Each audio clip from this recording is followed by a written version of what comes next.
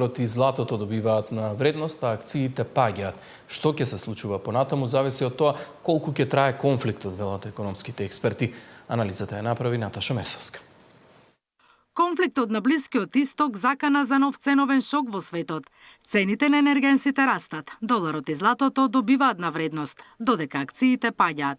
За 20% или речиси $80 се продава барел нафта, цена што според аналитичарите е на ниво на технички отпор.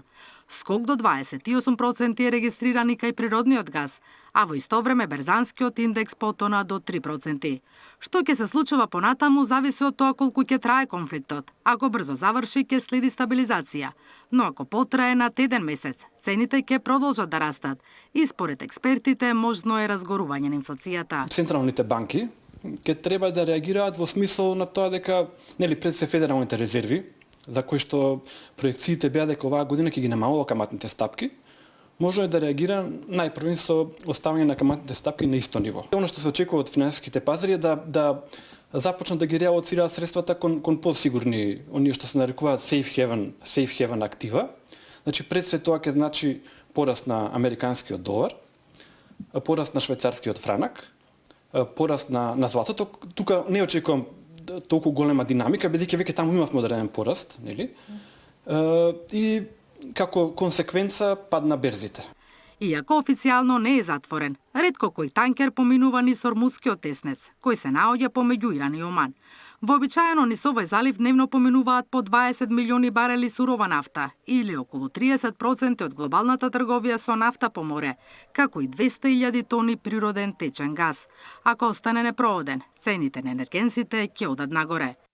Ако имаме понатаму развој на настаните, ако нафтата го пробие нивото од $80 за барел, ако веќе почна да се појавуваат некои инфлаторни тенденции, тогаш ќе мора централните банки да ги зголемат каматните стапки. И тука може да имаме забавување на економскиот раст, забавување. Според аналитичарите, зголемувањето на цената на нафтата за 5% во однос на претходната година ќе значи дополнително зголемување од 0,1% на просечната инфлација. Или ако нафтата скокне на $100 за барел, инфлацијата би се зголемила за дополнителни од 0,6 до 0,7% поени. Инаку Goldman Sachs проценува дека едномесечниот прекин на транспортот низ заливот може двојно да ја зголеми цената на гасот во Европа. Иако ОПЕК се согласија незначително да го зголемат дневното производство на нафта, ако физички истата не може да излезе од заливот, поголемото производство ќе има само мало влијание врз пазарот. Наташа Мерсовска, Сител телевизија. Еврејската заедница во Македонија е во постојан контакт со безбедносните служби откако почнаа војните действија во Иран. Оттаму велат дека е оправдана загриженоста на претседателката Силјановска во изјавата дадена по седницата на Советот на безбедност. Од МВР велат дека официјално ниту една амбасада во Скопје нема побарано зголемена безбедност.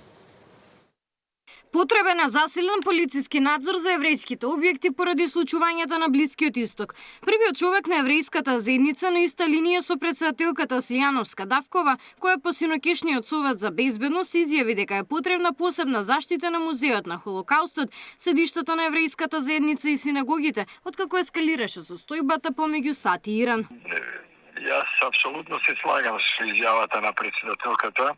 Ја слушав синојка нејзината изјава и она е апсолутно во право кога ја зборува за каната за еврејските организации, синагоги и слично. Навистина ризиците можда не се така големи како што се во другите западноевропски земји, меѓутоа нормално е да се биде на опрез, да не се дозволи никакво изненадување.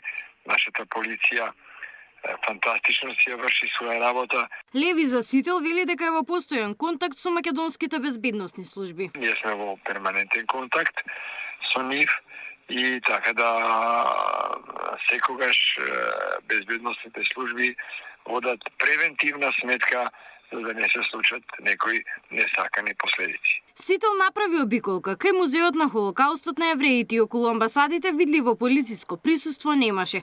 Прашав ми во МВР дали амбасадите побарале асистенција откако е почнат конфликтот. До МВР не е доставен официјален акт или барање од амбасадите во Скопје за зголемено полициско присуство или засилено обезбедување, ни одговори од Министерството. Експертите ја поздравуваат одлуката на Советот за безбедност, кој проценија дека нема опасност по безбедноста на Македонија, но и воопшто во регионот. ова е голем доказател на, да кажеме, на зрелоста на државата, на институциите. Мислам дека сите вклучени институции биле присутни во Советот, имат поштено една смирувачка порака, што е исто тоа многу битно, затоа што многу е во вакви моменти кога има глобални тензии, војни вакви, последното што може да го осеќаме е паниката. Паниката може да има многу негативна, да кажеме, импакт на државата и на граѓаните. Седрак дополнува дека ваквите глобални тензии најчесто имаат индиректни последици преку економски притисоци и енергетска неизвестност. На САД не ја одговара долгорочен конфликт, они ја одговара кратко за да може после да објават победа. На Иран ја одговара подолго да има ваков вид на конфликт затоа што они ја имат географијата што е на нивната страна и исто време повлекувањето или влечењето на арапските држави во регионот да се инволвираат во оваа војна за да има минимална загуба на САД. Со оглед на ескалацијата на конфликтот, безбедносните служби продолжуваат со засилено следење на состојбите и размена на информации со меѓународните партнери. Се прават дополнителни проценки за можните ризици, особено во однос на потенцијални сајбер напади, хибридни закани и ширење дезинформации кои можат да влијаат врз јавната стабилност. Габриела Лескова, Сител телевизија. Согласно последните информации добиени од дипломатско-конзуларните представништва, во моментов повеќе од 400 граѓани побарале информации во врска со можноста за евакуација, додека околу 30 од нив изразиле подготвеност да ја напуштат земјата во првата можна прилика, информираше МНР. Со сите пријавени лица се одржува редовна и континуирана комуникација и се преземаат подготвителни активности за евентуална асистенција и нивна безбедна евакуација во зависност од развојот на состојбата, велат од Министерството. За граѓаните кои се наоѓаат во Обединетите арапски емирати и државата Катар, согласно информациите и насоките од надлежните институции, во моментов не постојат безбедни услови за евакуација. За македонските државјани кои се наоѓаат во Израел, веќе активно се разгледуваат и координираат потенцијални алтернативи за нивно безбедно извлекување. Министерството за надворешни работи преку дежурниот телефонски број и преку дипломатско-конзуларните представништва и понатаму останува целосно на располагање на граѓаните. Уште еднаш ги повикуваме сите наши државјани кои се наоѓаат во земјите од регионот доследно да ги почитуваат упатствата и насоките на локалните надлежни безбедносни органи, велат од МНР. Премиерот Христијан Мицковски преку социјалните мрежи информираше дека денеска остварил телефонски разговор со председателот на Обединетите арапски емирати, шејкот Мохамед бин Заед Ал Нахјан. Изразив искрена солидарност со народот на Обединетите арапски емирати и најдлабоко сочувство до семејствата на жртвите од нападите. Нападите врз суверени држави и заканите кон цивилното население представуваат грубо нарушување на меѓународното право и сериозна закана за регионалната и глобалната стабилност. Македонија како членка на НАТО и стратешки партнер на САД останува цврсто посветена на принципите на суверенитет и територијален интегритет. Во време на растечка неизвестност неопходни се одговорност, координација со сојузниците и јасна определба за спречување на понатамошна ескалација, пишува Мицковски. Во разговорот ја нагласив и потребата од засилена грижа и координација за безбедноста на македонските граѓани кои се наоѓаат во регионот. Информирав дека институциите на државата се целосно мобилизирани и внимателно ја следат состојбата со подготвеност за навременна помош, поддршка и евентуална асистенција доколку тоа биде потребно. Македонија во контекст на своите стратешки интереси и сојузништва ќе продолжи да действува принципиелно, внимателно и одговорно во интерес на стабилноста и безбедноста, напиша Мицковски на Фејсбук. 26.046 денари, утврден износот на минималната плата. ССМ го напушти состанокот на Економско-социјалниот совет и најави протести. Пратениците во среда ќе гласаат за нови заменици министри од вреди. Несогласувањата во коалицијата продолжуваат.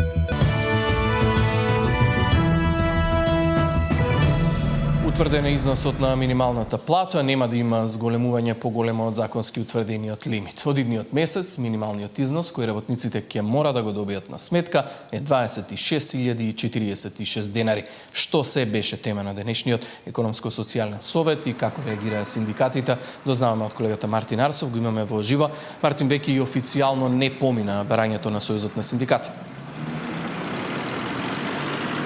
Да, економско-социјалниот совет на денешната седница ја усвои практично информацијата дека се зголемува минималната плата согласно законското усогласување, а тоа е околу 1600 денари, па така по ново минималната плата мартовска исплатена во април ќе изнесува 26.046 денари. Премиерот Мицкоски, кој што ја отвори денешната седница, кажа дека оваа сума се очекува да помине и на влада, на владина седница, а со ова не се согласува првиот човек на Сојузот на синдикати на Македонија, Слободан Трендафилов, кој што веднаш по говорот на премиерот Мицкоски ја напушти седницата на економско-социјалниот совет. Тој кажа дека ССМ не се повлекува од барањето за минималец од 600 евра, како и пораст на сите останати плати за 100 евра и дека воопшто ниту има намера да прави кворум на седница каде што нема да се дискутира за ова барање и повика на протест кон средината на март. По завршувањето на економско-социјалниот совет пресконференција за медиумите одржа министерот за економија и труд Бесар Дурмиши, кој што впрочем е и председавач на советот, и според информациите добиени од него сите останати синдикати се согласиле минималецот да порасне за 1600 денари. Меѓу останатите точки на денешната седница беше и презентацијата на новата потрошувачка просечна кошничка која што ќе ја изработува државата, а според кажувањата на Дурмиши оваа кошничка е за 13% поевтина споредбено со синдикалната минимална кошница. Сепак оваа кошница не беше усвоена затоа што имало технички забелешки, па доработена ќе се разгледува на следната седница на економско-социјалниот совет, кога ќе биде за сега не знаеме. Еве ги сите детали. 26.046 денари. Толку ќе изнесува новата минимална плата. Зголемувањето според закон е околу 1600 денари. Сумата и официјално стана позната на денешниот економско-социјален совет. Очекувам дека на следна владина седница, утре или следната недела, мислам дека уште утре ќе биде, да тоа го поминеме и како влада, и потоа нормално согласно висината на минималната плата од април за март практично да почне истата да се исплатува. Веднаш штом го слушна ова, првиот човек на Сојузот на синдикати ја напушти седницата. Вели дека не отстапува од барањето за 600 евра минималец, но и пораст на сите останати плати за 100 евра. И воопшто не сака да прави кворум кога не се разговара за тоа. Жалам што дебатите и дискусиите минатата година кои ги водевме, анализите кои ги доставивме, не успеа да им покажат и на креаторите на политиките, меѓутоа и на работодавачите дека реална е потребата за зголемување на минималната плата. На месец март има уште денови, а на средината на месец март, другари, се гледаме на улица затоа што колку ќе дојдете, толку ќе добиеме. А дали другите синдикати прифатија? Сите други што беа внатре, сите се согласија со ова известување. На денешната средба меѓу владата, синдикатите и работодавачите беше презентирана и просечната потрошувачка кошничка. Тоа е пресметка што ќе ја прави државата за тоа колку трошоци месечно има едно 4-члено семејство. Околу 13% е по-ефтина од минималната потрошувачка кошничка која ја објавува ССМ. Поради технички забелешки, државната кошница не беше усвоена и ќе биде разгледана на следната седница. Мартин Арсов, Сител телевизија. Во среда на собраниска седница, претениците ќе треба да гласаат за новите заменици министри од вреди во секторите образование и одбрана.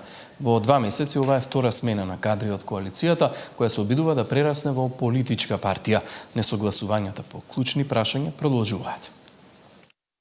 По повеќе од 10 месеци од излегувањето на таравари од владата, премиерот Мицкоски в среда ќе го комплетира владиниот состав со испразнетите заменик министерски позиции во одбрана и образование.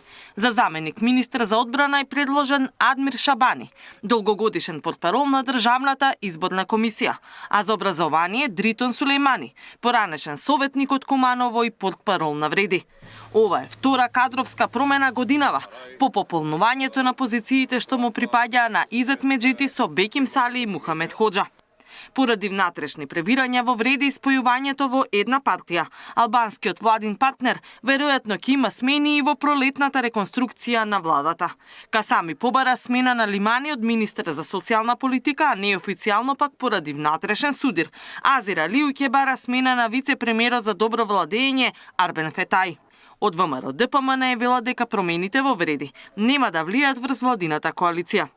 Тоа што се случува во Вреди е интерен процес и ние како ВМРО-ДПМН им посекуваме среќа и успех во формирањето на коалицијата во една партија.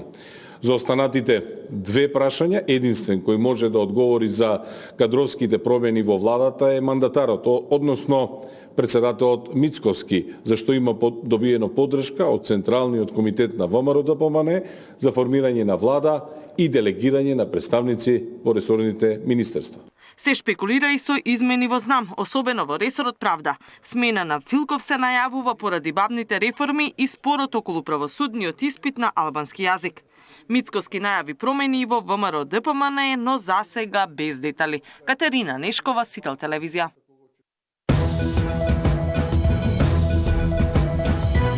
Какви се односите на ЗНАМ со ВМРО-ДПМН? Дали случајот Груби може да предизвика проблем во коалицијата за односите со Вреди и можноста за предвремени избори? Дали ЗНАМ би влегол во коалиција со ДУИ? Има ли поддршка за предлогот за намалување на бројот на пратеници? Во тема на денот со лидерот на ЗНАМ Максим Димитриевски.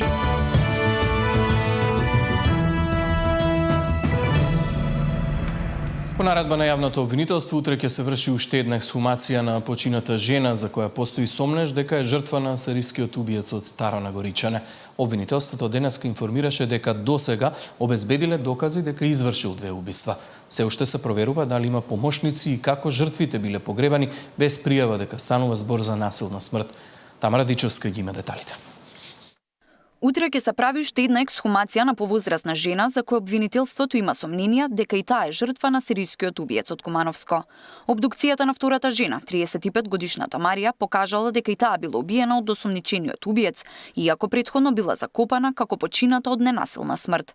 За сега истрагата за него се води за две убиства, но доколку се потврди дека и жената утре која ќе биде ексхумирана е убиена од 25-годишниот овчар од Кумановско, ќе се бараат уште откопувања. Мотивот зошто ги убивал жените се уште не го знаат обвинителите. Тој се наоѓа сега во Кумановскиот затвор, а деноиве тим психијатри ќе треба да разговара со него, пошто би ги имале првичните сознанија. Јавното обвинителство и понатака продолжува да превзема мерки и активности, да издава наредби, да прибавува докази со кои се испитуваат сите околности поврзани со предметот. Исто така може да известиме јавноста дека во текот на наредните денови е планирано уште една ексхумација. Но обвинителството истражува и дали осомничениот убиец работел сам или имал помош. Се истражува и неговото семејство, полицијата и лекарите кои постапувале или не постапувале по пријавите кои ги добивале за него. Но за него, освен за тешки кражби, не пристигнала пријава за друго кривично дело. Се до пријавата на преживеаната старица од Куманово, која пријавила дека влегол во нејзината викендичка и ја нападнал, но останала жива. Од тука обвинителството почнало ги поврзува и случаите на починати и нападнати жени изминатава година, но велат дека може да се вратат уште наназад доколку постојат сомненија и за друга насилна смрт. Наредивме до СВР Куманово да ги извади сите пријави на лица кои починале во тој временски период назад една година, а доколку има нешто сомнително, не известуваат нас и ние правиме анализи дали може да се поврза со убиствата. Нема ограничување на починати жени или мажи. Првично истражувањата се прават за изминатата година, но секое ново сознание го проширува временскиот период, велат од Кумановското обвинителство. Во претресите кои ги вршеле во неговиот дом пронашле украдени работи од кражбите кои ги вршел, но не и од убиствата. Обдукциите на двете жени пак покажале дека не биле силувани. За кривичното дело убиство се определува и доживотен затвор. Ако кај убиецот се утврди дека тој е во состојба на непресметливост, може да биде затворен и во здравствена установа. Обвинителите апелираат до жителите на Кумановскиот регион и селата околу Старо Негоричане да не бидат во паника, бидејќи осомничениот убиец е зад решетки и не може да направи штета. Тамара Дичевска, Сител телевизија. Левица поднесе кривична пријава за поранешната антикорупционерка Цвета Ристовска за криење на имотот на нејзините деца. Од ДКСК велат дека наскоро ќе има одлука за двата предмети за поранешната колешка која си поднесе оставка.